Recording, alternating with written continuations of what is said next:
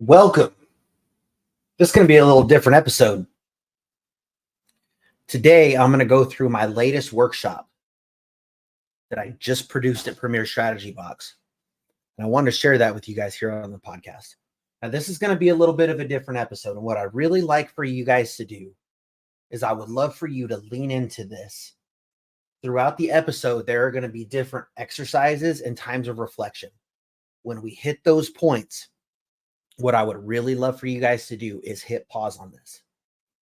Really take that time to go through the reflection time. Really think. Go into a moment of deep thought as to how that question really impacts your life. And think through that. And I want you to do the same thing with the exercise questions. There will be 2 to 3 questions that I ask for each topic and section of this workshop. And I want you guys to hit pause on this, whether you're watching on YouTube, you're catching a short clip, or you're listening to the podcast. Now, that might be hard if you're in the car, in the gym, etc. But make note of where those times are in the episode. Go back to those when you're home, sitting at your desk, in your journaling time, whatever time of day that is that works for you. Go back, listen to those questions again, and really take the time to work those out. Because I really want this to spark some change in your life. Me, coming up through my youth, through my adolescence, my teenage years, and through my early adulthood, I was one of the most undisciplined people you could ever meet. And that was due to a couple different factors in my life. One, school came very, very easy to me. I never had to put much effort into what I was doing. Sports, for the most part, even though I've been overweight my whole life, sports came pretty easy to me. I didn't have to work very hard at it. Baseball, I started on every team I played on. I was an all right basketball player. Never put much effort into it. Did it to stay in shape a year or two in high school. Football, kind of the same way. I was a little bit too small, knew I wasn't going to really take that anywhere. Didn't put a ton of effort into it. Ended up bailing on that and going and focusing on baseball the whole time. Even throughout my early professional career, work has come easy to me. I never had to focus and become disciplined. True discipline in the way that I'm going to teach it today in my professional life until I started a business. And my first 4 or 5 attempts at business flopped. Because I didn't have the discipline. 2, I did not have the mental strength to push through tough times. And when I hit those walls, I'd become depressed. I'd start looking for validation in different places. And when I wouldn't get it, I'd run. Because I wasn't disciplined enough to push through and continue to do the things that I needed to do every day to be successful. Until a few years ago, when I found a new circle of people to connect with. And they lived this life and they were different. And they all attributed that to doing the things that they needed to do every day, both in their personal and professional life, to achieve success. And when I started to implement those things and hold myself accountable and put people around me to hold me accountable, things started to change. I've struggled with my weight my entire life. In high school, I had a stretch where I lost a considerable amount of weight, but I put it back on. Fell out of doing the things I needed to do every day.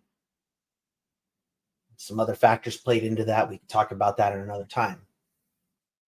But it was a lack of discipline my entire life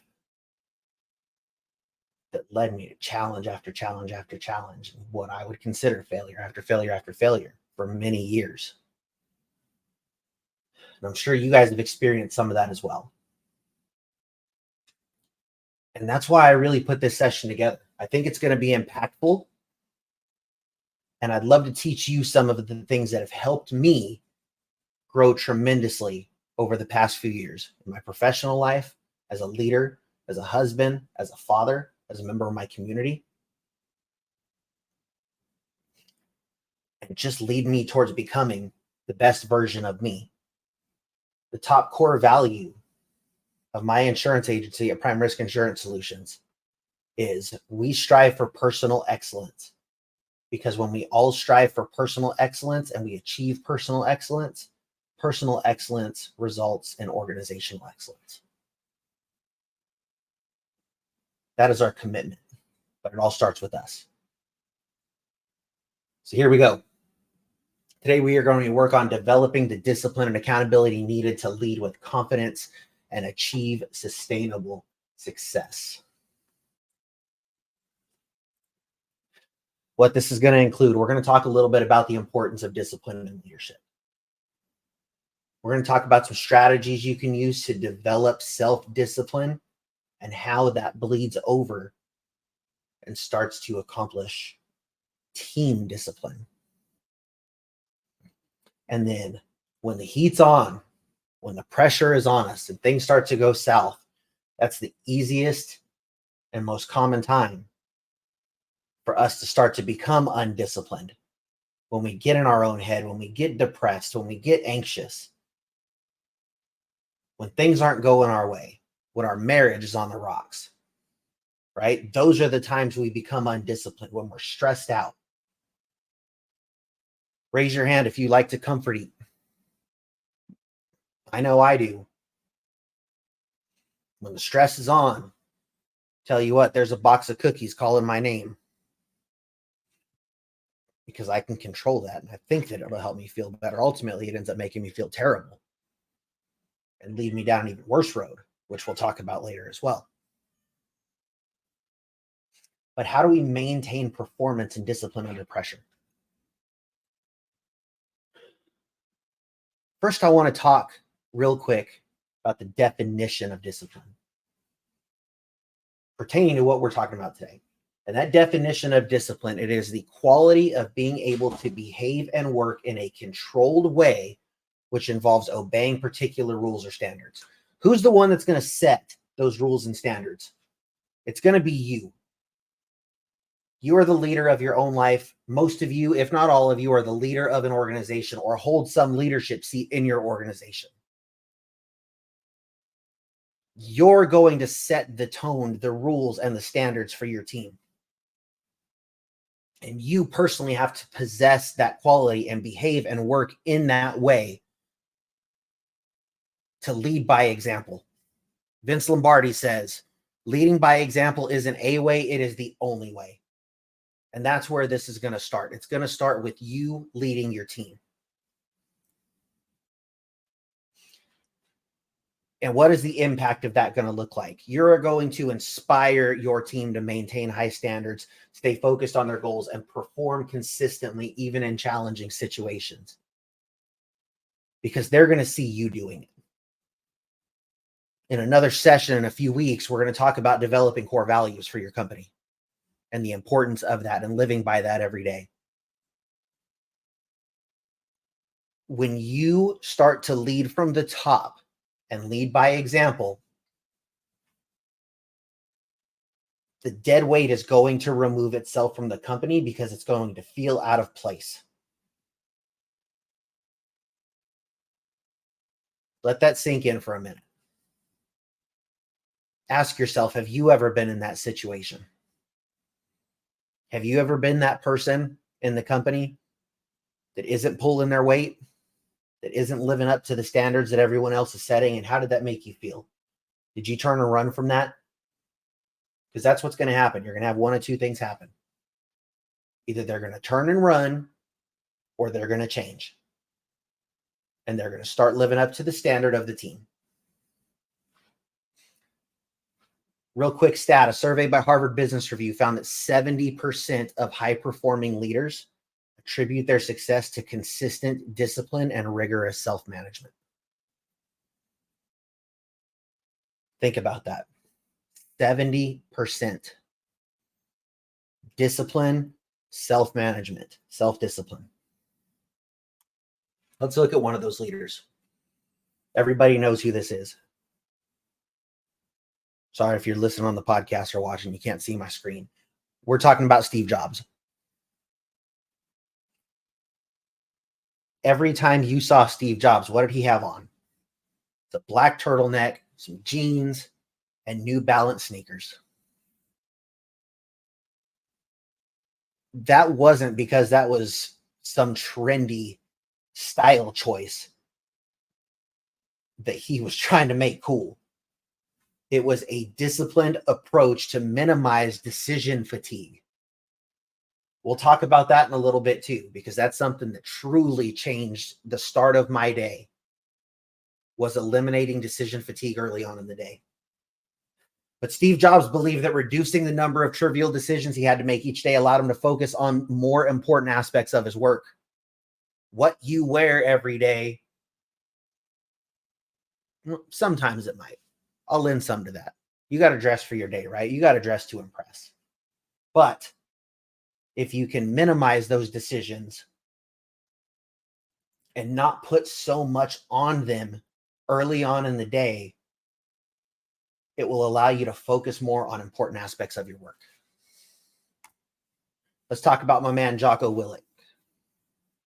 Extreme ownership. Jocko was a Navy SEAL. Jocko emphasizes meticulous planning and preparation for missions.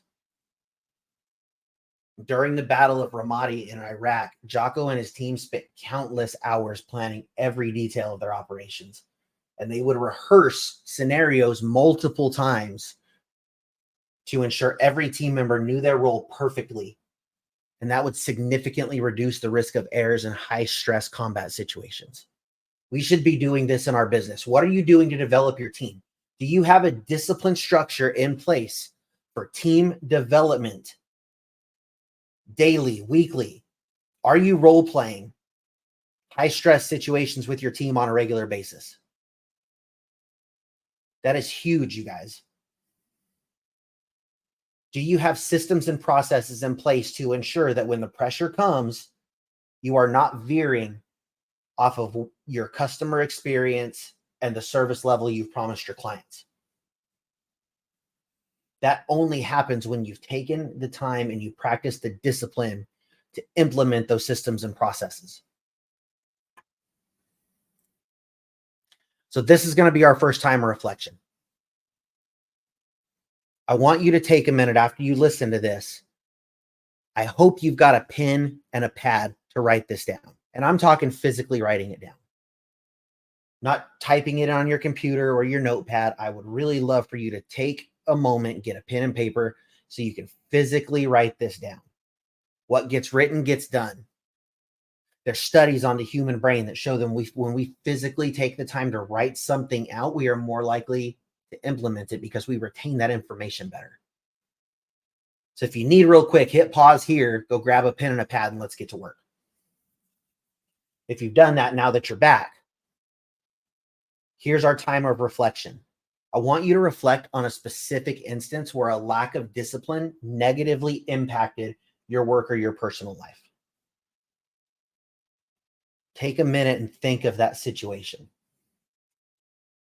Once you have that situation in mind, here's what I want you to ask yourself next. What were the consequences? And how could that situation have been different if you had applied more discipline? Take 5 minutes, maybe 10, take as long as you need, and really think that through. Go ahead and hit pause, complete that, come back when you're ready. Hopefully you've gone through that exercise and now you're back. Now I've got 3 more questions for you, and I want you to take some time after each one and write this out. Number 1, how would you define discipline in your own words? How would you define discipline in your own words? I gave you a definition earlier. But how would you define it in your own words?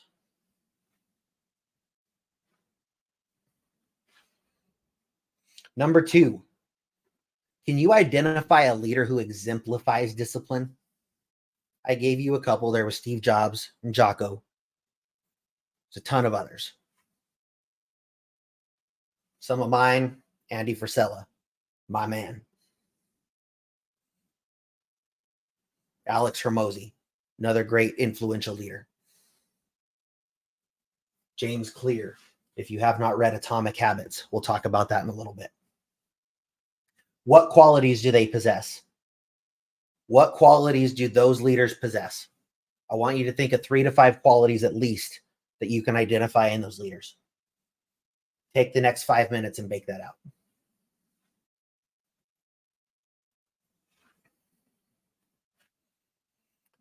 And number 3, I want you to reflect on a situation where discipline led to success. And what did you learn from that experience? So in our time of reflection, we talked about where a lack of discipline had a negative impact. Now, right here, I want you to think about a situation where you did use discipline and how that led to success and what you learned from it. Take the next 5 to 10 minutes and think about that.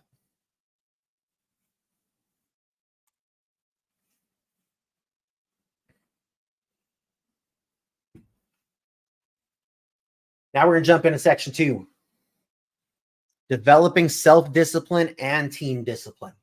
We're going to talk about practical things that we can start to do to change the culture of our business by changing ourselves. We're going to focus on practical strategies and developing self-discipline and fostering discipline within your team. This involves personal habits, team norms, and creating a disciplined work environment.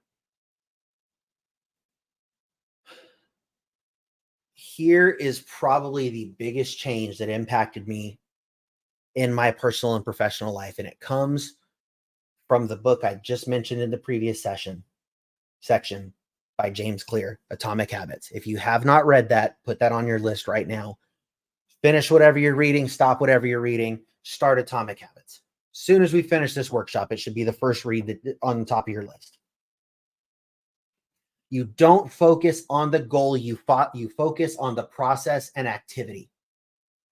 We reverse engineer what it takes to achieve our goals. Right? If you're a producer on this call, you have a goal of $8,000 in revenue this month. Let's just use that number. What activity and what process do you need to follow to make that happen? We know if we're cold outbound prospecting, this could take a while for you to bake out. But what you really need to figure out is what is your revenue per account. That's going to tell you how many accounts you need to write per month. From there, you need to figure out how many calls you need to make that result in X amount of appointments that result in X amount of closed business. You dial in your process and the daily activity that it takes for you to hit your goal. Maybe this is a personal goal that you need to set. I want to lose X amount of pounds. First off, that's a very unhealthy goal, right? You should strive to achieve a healthier life. For me, I'll just share a personal story with you guys real quick. If you guys follow me on social, if we're connected, you've heard me talk about it on here. I just eclipsed the 40 pounds loss mark in the last 11 months. It's a great accomplishment. Honestly, it feels like I've done it easier than I ever have before. It's taken me longer to lose the weight than it ever has before. I've lost this amount of weight before, and I've done it in 3-4 months, but it wasn't sustainable because I was focused on the goal and not the process. And I would do it every time, you guys. I would hit that goal. Man, I'm going to go celebrate this weekend. I'm going to go eat some cookies, some burritos. I'm good to go. Next thing you know, I am completely undisciplined out of it, and that weight is right back on 2 months later. But what's changed this time? First off, man, I was looking for a shortcut. I was looking for another shortcut. And I was going to go have weight loss surgery. I'd had a couple different consultations on it, did all the studies and everything a few years ago, qualified for it, was going to happen. Didn't feel it was right because at the time I was guiding hunts, living a very physically active lifestyle, burning, we'd go out and it was nothing to do 6 to 10 miles on a deer hunt in a day, burn 3,000 or 4,000 calories a day. And to think that I could only intake 500 to 700 calories tops in a day just wasn't going to work. But I held off for a while. But then the consideration came back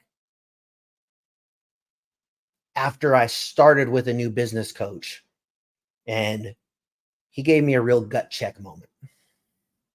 I've shared this before. I'll share it again.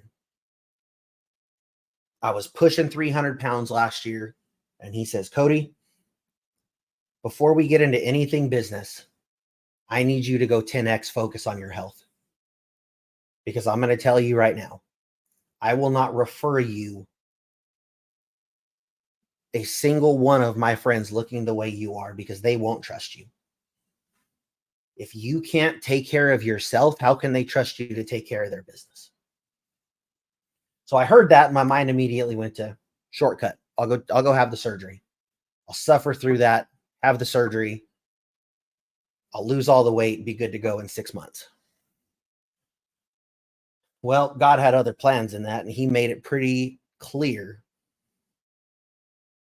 There have been few times in my life where this has been so clear, but God made it pretty clear that that wasn't the route. And that if I were to take that shortcut, being the biggest challenge and most consistent challenge I've had my entire life, which has been my weight, if I were to take that shortcut and not develop the discipline to get healthy myself, I would never achieve any of the other goals that I've set out to achieve. I needed to buckle down, get disciplined, and hold myself accountable to getting healthy, or else I'd never develop that discipline and that work ethic to achieve anything else that I've set out to achieve. And that was an incredibly powerful message. And I buckled in. I've changed my life. I've cleaned up my eating. You guys, the ones that are connected with me on social, you see I am in the gym or doing something every single day to better my health.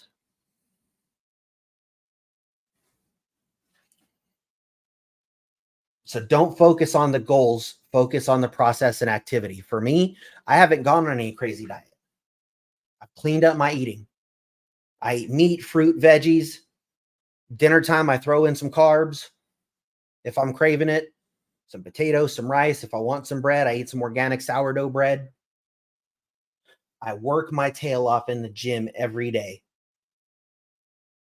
And if I decide that I want to treat myself with something, I give myself permission to do it in moderation. For me to grow my business, and now multiple businesses, I had to reverse engineer how I was going to meet my goals. Just like I broke down for you guys. What is my daily activity that I need to be doing every day to make sure my pipeline is staying full, which leads to money in the bank? I broke that down for you. Revenue goal equals X amount of closed business, which equals what does my daily activity need to be to produce X amount of appointments times my closing ratio. That lets you know how many pieces of business you need to close. I can't stress enough how important it is to create a routine. Now, I'm going to spend some time here. How important it is to create a routine. When I first started this last year, I was at a conference. My buddy, Nate Palmer, didn't know him at the time. Hell of a guy. Go follow $1 Million Body all across social, or you can look up Nate Palmer on my friends list and connect with Nate. He wrote a book called The $1 Million Body Method. And it was all about routine. And one of the first chapters in there talked about, what we just highlighted about Steve Jobs and eliminating decision fatigue early on in your day. Eat the same thing. You guys, be boring. Boring and mundane equals success. And I'm not talking about you have to live a boring life, But you don't have to do all these crazy, wild things every day to achieve success. It is mastering the boring and mundane that make you successful. Lay out your clothes that you're going to wear tomorrow the night before. Eliminate a decision you have to make in the morning. Lay your clothes out the night before. Have the same thing for breakfast every day. If you can't do that, limit it to 3 to 5 things, but decide the night before. Have it ready to go. Go to the gym the same time every day. Do your cold calling on a schedule. Create your social media content on a schedule. When you establish a routine, it leads to success and being able to do things that you need to get done every day because it just becomes ingrained in your internal clock. And you don't waste brain power trying to figure out, what do I need to do right now? Do I need to do this? Do I need to do that? No, it's there. This is what you do every single day. Check it off the list. Speaking of lists, stay accountable. How do we do that? 1, what gets scheduled gets done. Use your calendar. If you look at my calendar, every single thing that I need to get done, both in my personal life and professional life, is scheduled on my calendar. I hate shiny objects. Use tech to your advantage. About a month ago now, I started using, I'm sure all of you guys have been blown up with the ads. I started using the Motion app, Motion Calendar. It imports all of my calendars in there. Now that I'm running my agency, when it comes to client-facing things that I still have to be involved in, those things auto-import out of my AMS and CRM into my Motion calendar and create tasks for me to complete when they need to get done. My gym time is scheduled. My date time with my wife is scheduled.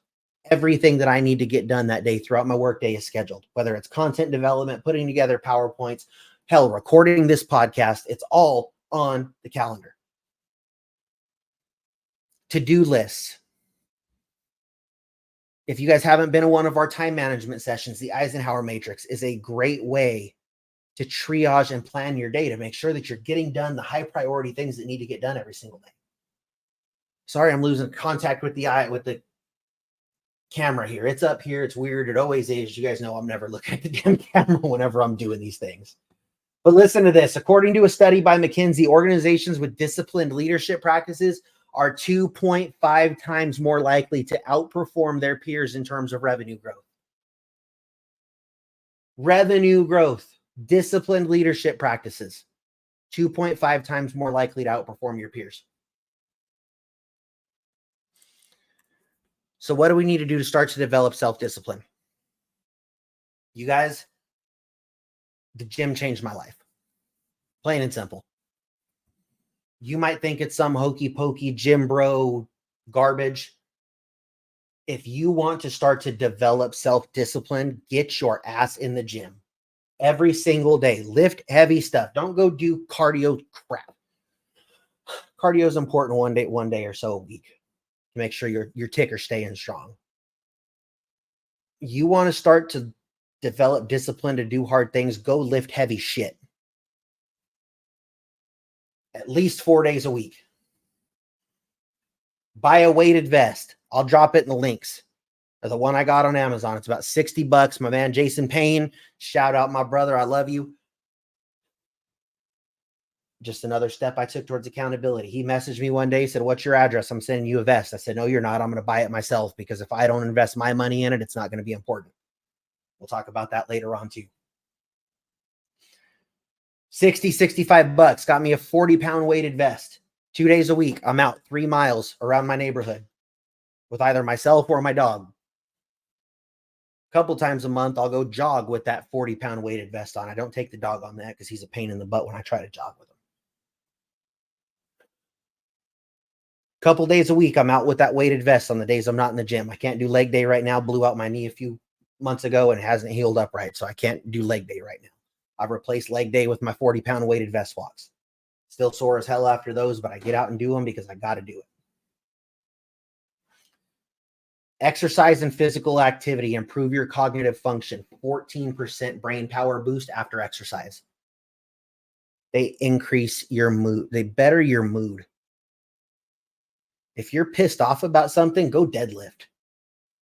You won't be pissed off after you get done deadlifting. You might be pissed off that you went and did deadlifts and how your body feels after that, but go see how it betters your mood. This might sound a little counterintuitive, but it actually increases your energy. Rolling stone gathers no moss. An object in motion stays in motion. Right?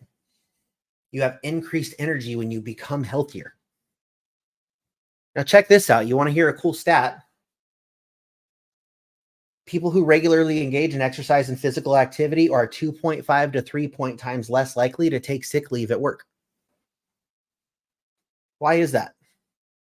Because when you do hard things and you push yourself through times when you don't feel the best, going to the gym when you don't feel like it,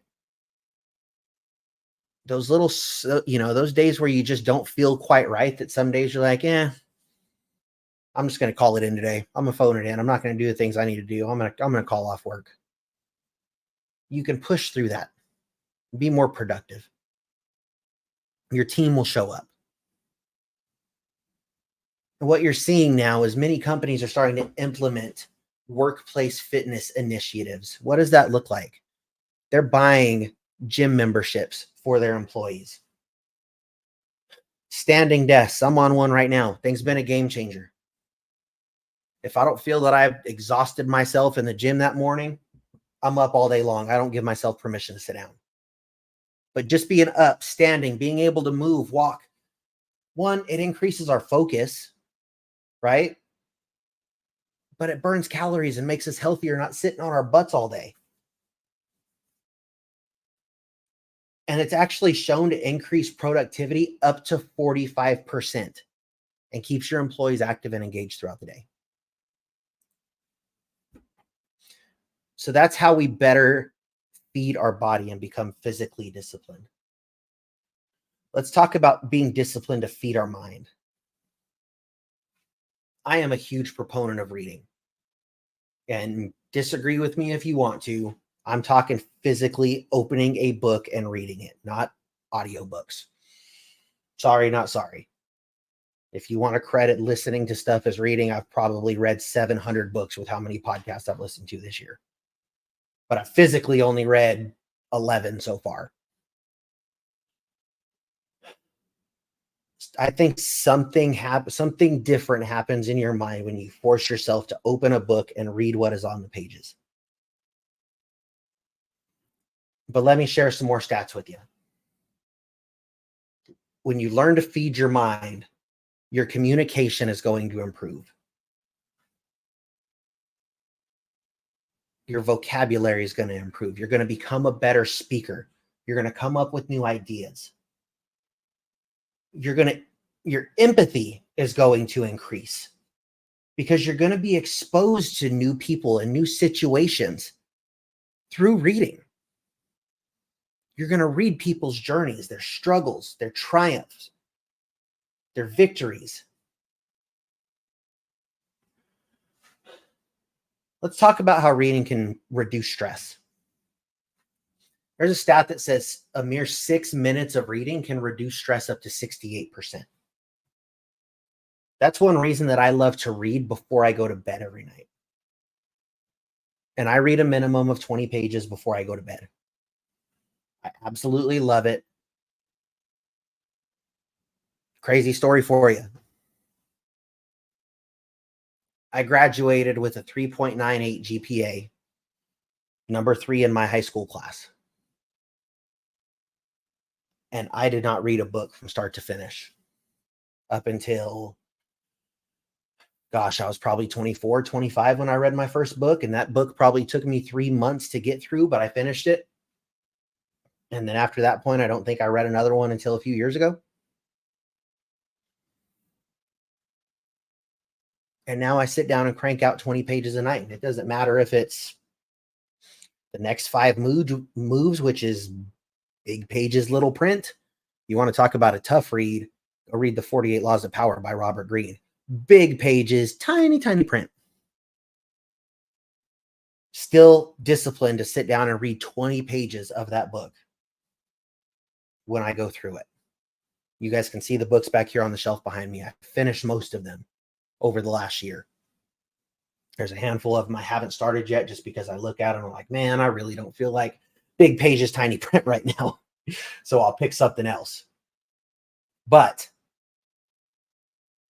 I can attribute learning this discipline to a huge contributor of growth over the last year. It teaches you to persevere because reading a book requires commitment and focus. Plain and simple. You're going to develop mental toughness forcing yourself to read every single day. It's why if you go through any mental toughness challenge, you look at 75 Hard by Andy Frisella, reading is required. I was going through an Extreme Revolution challenge with Andy Elliott. Reading was required. You can see the book back there behind me, The Dirty 130 by one of my friends and mentors, David Carruthers. Reading is required because it develops discipline.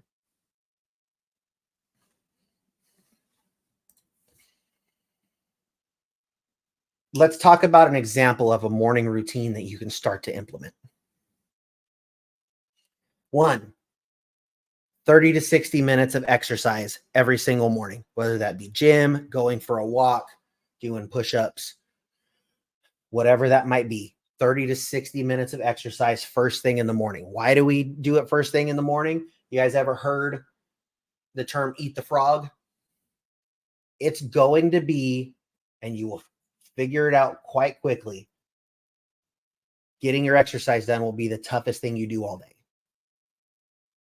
And when you achieve that first thing in the morning and you knock it off your list, everything else starts to come easy. 30 to 60 minutes of exercise. As you're exercising, listen to a personal or professional development podcast or audiobook while you're doing your exercise. Now you're knocking out 2 things at once. You're feeding your body and feeding your mind at the same time. Here's where this is going to start to get fun. We're going to develop our team during this time too. You're going to send a piece of growth-centered content to your team, whether that be something out of the podcast you're listening to. Go search up some motivational YouTube videos, find some piece of training content, send it to your staff and your team every day. I don't care if you're an agency principal, manager, producer, account manager. We're leaders here. We're here to lead. You don't need a title to lead. If you aren't a principal or have a title on this call, but you're here, you're learning today, this is what you need to be doing. Show that you're becoming a leader. Eat something healthy in the morning. I talked about Nate Palmer's $1 Million Body Method. The last year, my breakfast is a Mountain Ops protein shake with a scoop of peanut butter in it. Every day. I'm boring. I do it every single day. Gets my day started right. Some protein, some healthy fat. I chase that down with 6 cups of coffee. Got to get my caffeine fix in. Somebody just posted the other day that wondering if they're taking in too much caffeine at 300 milligrams a day. I went through mine. I'm well over 1,000 a day. But, oh well, I'm good to go. Labs are fine. My heart's healthy. Let's go. Eat something healthy. Last piece of this. We're going to grow personally. We're going to reinforce a relationship or our family bond. And you're going to text or call your spouse, your kids, your significant other, a business partner, and let them know that you love them and value them. When we start meetings in our mastermind group, everybody stands up. And this is the list that one of my coaches goes through with everyone in the room. Stay standing if you exercise today. Stay standing if you listen to your podcast or audiobook. Stay standing if you sent this material to your team. Stay standing if you ate something healthy. Stay standing if you texted or called your spouse, kid, significant other, etc. There will be 25, 30 of us in the room. By the time that list is done, there might be 3 or 4 left standing. These things aren't natural. They take discipline every single day to achieve.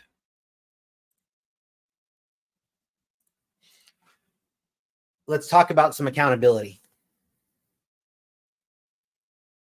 When you put accountability measures in place, you have a higher likelihood of achieving your goals. You should know that. Companies that have and operate with measures of accountability, on average, are 21% more profitable than those that don't. They make 48% fewer mistakes. And get this. This is going to be something that's going to blow your mind. The turnover rate in these companies is 87% less. Turnover is huge in our industry, right? And you would think that the more you put a thumb down on someone or hold them accountable, that they would be less likely to stay with you, because we think people want freedom. What they really want is to feel like what they do matters.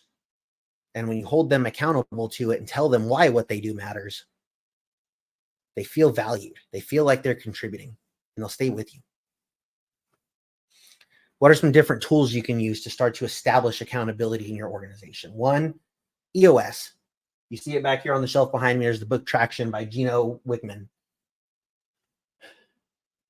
Traction is an incredible book, and the entrepreneurial operating system that Traction talks about, EOS, you'll see a lot of successful organizations on EOS, is incredible. We use it here internally at PSB.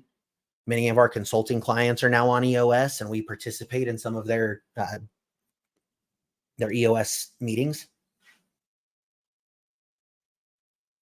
People crave accountability and purpose. One other one to look up is RBA framework, the results-based accountability. You guys can take some time to go look those up on your own. Let's talk about some reasons why you might be reluctant to start to implement discipline and accountability in your life. Because we've all faced challenges, right? We've all said we were going to make changes in the past, and we didn't. Right? Or maybe we went into it with the wrong mindset. We thought that this was going to be something that took 30 days to accomplish. And we set an unrealistic expectation because it was really something that was going to take 3 years to accomplish. So we've tried and failed. Right? So we've lost confidence in ourselves and our ability to accomplish anything. The comparison trap. Let's talk about the comparison trap a little bit. I'm not going to mince words here. A lot of the people that you look at online that say they're doing big things are completely full of shit. Plain and simple. They talk a big game. They use ChatGPT to sound like an expert. They say they've had all this growth. They use metrics with an extra zero on the end.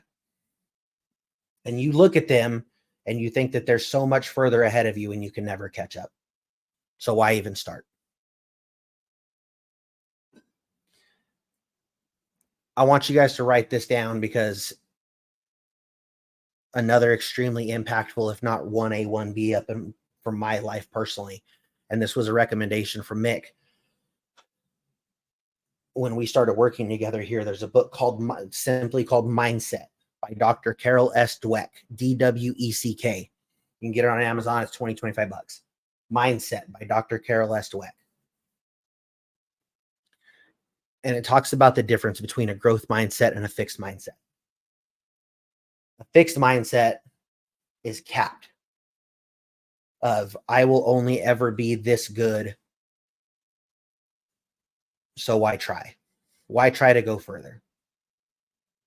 My ceiling is here and this person is up here, so I'm not even going to try to close that gap, because I'll never achieve it. I'm not capable of it. Whereas a growth mindset says, I'm here right now, but I know that if I keep working and practicing and learning, I can keep growing. And it's okay if that growth takes 5, 10, 15, 20 years. If I keep pushing, I will keep growing. And it's okay that this person might be better at this than me right now. I'll be at that level at some point. Another great book to read about this called The Gap and the Gain by Dan Sullivan and Ben Hardy. Incredible book. But we have to get out of this comparison trap. So-and-so's here and I'll never catch up. The competitor down the road has all this business already. I'll never take any of it. Do the things you're supposed to do every day to get better. One of my favorite sayings to combat the, oh, you're so lucky, is, yeah, it always seems the harder I work, the luckier I seem to get. And it ain't because you're lucky, it's because you're working. Maybe you don't feel qualified. You struggle with imposter syndrome a little bit. I know I sure the hell do. It creeps in all the time. Why am I so blessed to be here to get to share all of this with you guys? There's days all of us don't feel qualified to be where we are. But we can push through.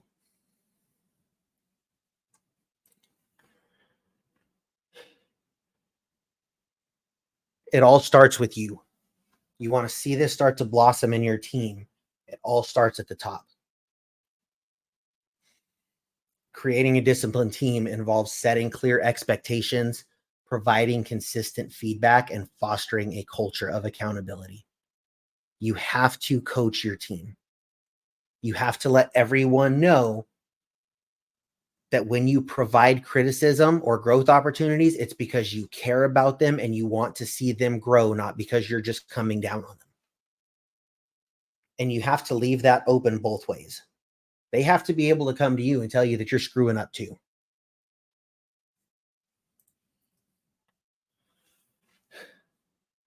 So let's do another exercise. 3 more questions for you.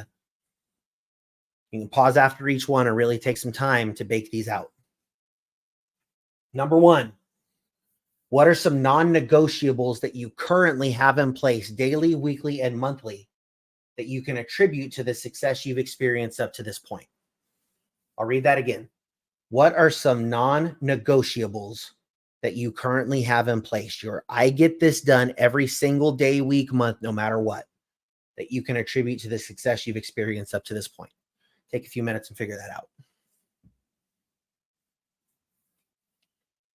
Number 2, what are some changes that you need to make today to become more disciplined?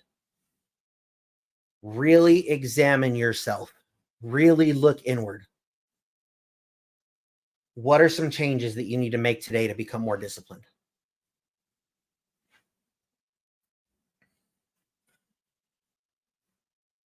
And number 3, how can you encourage a growth mindset with your team? How can you start to implement this in your company? Take a few minutes there. Now we're going to talk about how to maintain performance under pressure. We're going to talk some techniques for maintaining performance and productivity during challenging times. This is going to include crisis management or high pressure situation management, maintaining focus, and fostering a culture of continuous improvement. So what are some effective high pressure management strategies? 1, develop trust with your team. You guys, you have to do this. Everyone in your company needs to trust one another and be able to lean on one another and come to one another for support. That takes discipline to do that. You have to have the discipline to communicate effectively during high pressure situations. And that's going to take time. It is going to take a time investment. It might take a money investment for you to go seek some coaching on how to communicate effectively as a leader. And we need to learn from past situations so we can improve our future responses. Look back at some times maybe where we've become undisciplined in high pressure situations, the negative effects that had, and how we can improve upon that in the future. So when we face that situation again, we handle it in a better way. Let's talk some stress management techniques that we can start to implement ourselves and encourage our team to implement. And you guys, this all takes discipline. It is discipline to implement and exercise these different practices. So this might sound a little weird. Some of you may not go into mindfulness and meditation practices, but you guys, they are incredibly impactful. Another book recommendation I'll make. It's called 10% Happier by Dan I'll get the author's name. Dan something. Amazing book. He's got a great podcast as well. The guy is a popular news anchor, and he had a full-on mental breakdown on air. Became addicted to drugs, the stress and everything just took him over. And this 10% Happier book was his journey through mindfulness that helped him rebuild his life. And some of this that he talks about in there are simple practices, right? We become reactionary to the point that our unconscious responses take over. And what does that look like?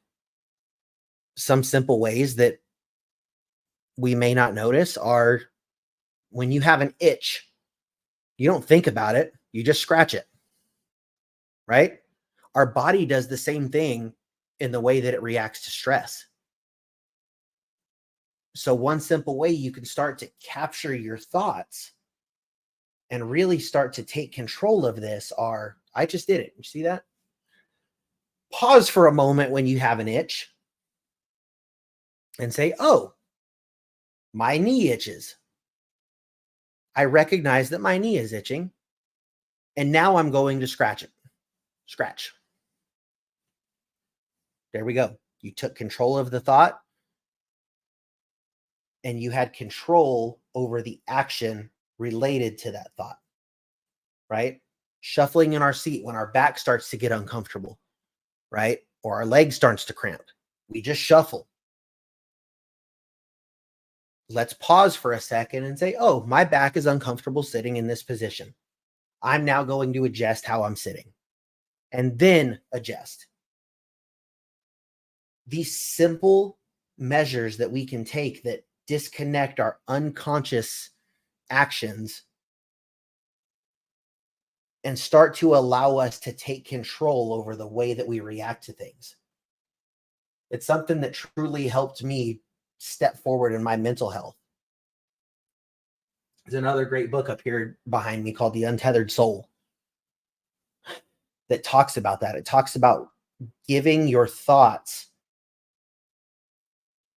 recognition for being there. I feel sad right now. I recognize that I feel sad. Okay, I'm sad. Not going to be sad anymore. The thought exists and you can move through it. Time management and prioritization. Any of you guys that have been in our time management sessions where we talk about implementing the Eisenhower matrix, that right there is regularly the feedback we get on that session is one of the most impactful sessions that we teach. And it really does help you keep control of your day and stop the overwhelm that can take over because you triage it from the beginning and you understand what needs to be done. And then guys, this is in here as well because I can't stress it enough. Your physical health and wellness practices.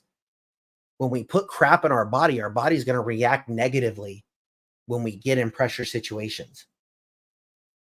When we're stationary all the time, our heart reacts poorly to stress situations.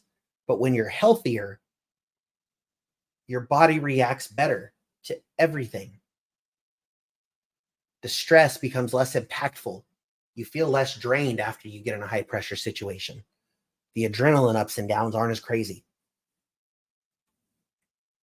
So really putting a priority on your physical health and emphasizing that with your team and encouraging them to better their physical health will help you manage stress better under pressure. What are some ways to maintain focus and productivity? Again, setting clear priorities and goals. Your Eisenhower matrix, which if you haven't been in a time management session, jump into one of those with us. Encouraging regular breaks. You guys, break your major tasks into steps, set blocks aside to complete portions of it, and take breaks in between. Go walk away. Step outside, get some sunlight for 5 to 10 minutes. Walk around your building. You have to be disciplined to implement breaks throughout your day so you avoid burnout.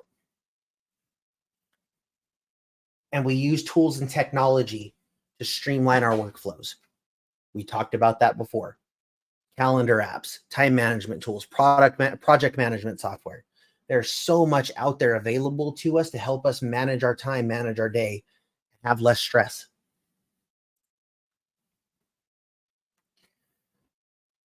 Guys, we're never going to stop learning. This is never over. This is a journey. We need to regularly review and reflect on our performance. Okay? When you've accomplished something big or you start to gain momentum, a lot of times what we do is we're like, okay, I've got this figured out. And then you go from reading 7 days a week to reading 5. You take the weekends off. You think, okay, I don't really need the gym 4 days a week. I'm going to go to 3, and then I'm going to walk one day, and then I'm just going to, chill the other days. I'm going to sleep in. I'm going to get lax on my eating. I think I can maintain this without those methods of discipline. You'll start to fall off. And when you do, go back and really review and reflect on what you aren't doing that you were doing before to have that success. Encourage feedback and suggestions. You guys, you have to be open to receiving feedback and suggestions from people. Give people permission to hold you accountable.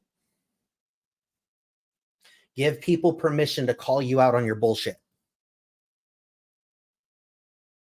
And then let's implement small incremental changes. We don't have to go do these big, massive, flashy things. Incremental changes. If it's going to be something in your diet, cut out sugar, cut out bread, stop drinking soda, cut out the late night snacking, pick one thing and do it. And then when you have that mastered, pick another thing and implement that. Then when you have that mastered, pick another thing and implement that. If it's business practices, hey, I'm just going to start making 20 phone calls a day. I'm going to cold call 20 businesses a day. And then when you realize you can get that done in 45 minutes and you've got 7+ hours of your day left, now you're going to up that, right? If it comes to your social media strategy, I'm going to make 1 video per week. I'll make 1 3-minute video. And then when you have that down, you'll find more to talk about. Or you'll make 2 or 3 3-minute videos. But implement small incremental changes. Don't try to make these big splash changes. So our last exercise, you guys. How can you help your team prepare for high pressure situations? I want you to take the next 5 minutes and I want you to list some ways that you can help your team start to prepare for high pressure situations in the future. We've all been going through it for the last 2 years. This hard market is a high pressure situation. Soft times create soft people. A lot of agents are failing right now because they weren't prepared for this. They were coasting along, never prepared for hard conversations. And now they're in trouble. They're going out of business. They're panic selling and getting a lot less for their book than they ever thought they would. How can you help your team prepare for high pressure situations? Number 2, How do you prioritize tasks and goals under pressure?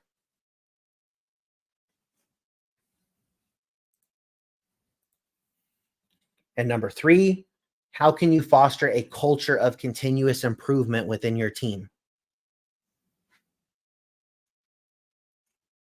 How can you foster a culture of continuous improvement within your team? You guys, that's it. I hope that this was impactful for all of you. I really hope that you took the time to go through the exercises and the moments of reflection and really put thought behind how you can start to implement this in your company, in your personal life, at home. And you can start to experience the impact that it will have. Because if you commit to this new disciplined lifestyle and you do the things that you need to do to get better every day, you're going to start to see the impact and effect across all areas of your life. If you'd like more information on leadership development, you can reach out to me via email, Kody, Kody.Houk, H-O-U-K. It's Kody.Houk at mystrategybox.com. Go follow me on social media. It's just my name on Facebook, Kody Houk. Instagram is Kody.Unleashed. And LinkedIn is also just me, Kody Houk. I hope you guys have enjoyed this special episode of the podcast. I know it was long. You're probably in your car listening to it. I encourage you, go back and listen to it again when you get home. Go through the exercises, the moments of reflection. Really put some thought behind this, you guys. Bake it out and go start to live a new life. Go be great.